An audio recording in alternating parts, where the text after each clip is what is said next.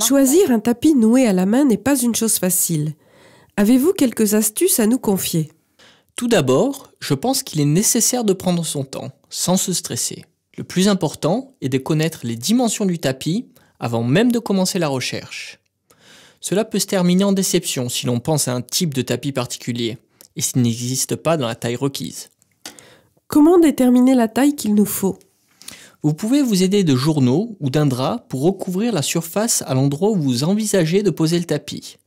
Vous pouvez aussi dessiner les contours avec du ruban adhésif. Y a-t-il autre chose en plus de la taille que je doive garder à l'esprit? Imaginez aussi où et comment vous voulez placer votre tapis. Admettons par exemple que vous voulez mettre le tapis dans la salle à manger sous la table, avec des chaises dessus. Il vous faudra peut-être choisir un tapis plutôt solide, qui supporte qu'on déplace les chaises. Ensuite, il peut être utile d'avoir un tapis aux nombreux motifs détaillés, car une tache ou deux sont inévitables dans une salle à manger. Un autre conseil, pensez aussi que lorsque les chaises sont tirées vers l'arrière, il faut qu'elles restent sur le tapis afin d'éviter l'usure de la bordure. En parlant des motifs, y a-t-il des choses à savoir? Oui, si l'on a un grand tapis avec un grand médaillon, cela limite l'ameublement.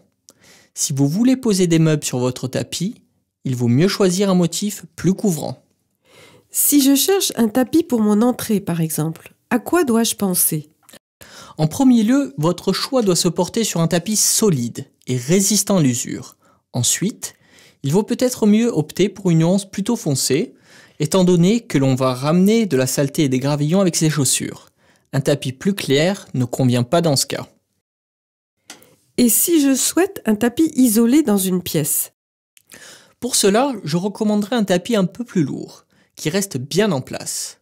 Sinon, je recommanderais de mettre une protection antidérapante dessous. Dans ce cas, choisissez un motif élégant, très décoratif. Ainsi, le tapis attirera les regards et sera justement apprécié. N'oubliez pas non plus que le sol sur lequel vous posez le tapis agit comme un cadre pour l'embellir.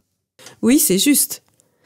Pour finir, une fois que j'ai reçu mon nouveau tapis à la maison, à quoi dois-je penser? Vous devez vous préoccuper du sens dans lequel poser ce tapis.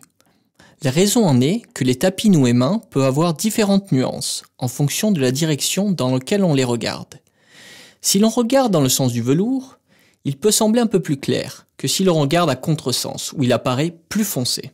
Ceci est particulièrement important si vous placez le tapis à proximité d'une fenêtre. Faites des essais.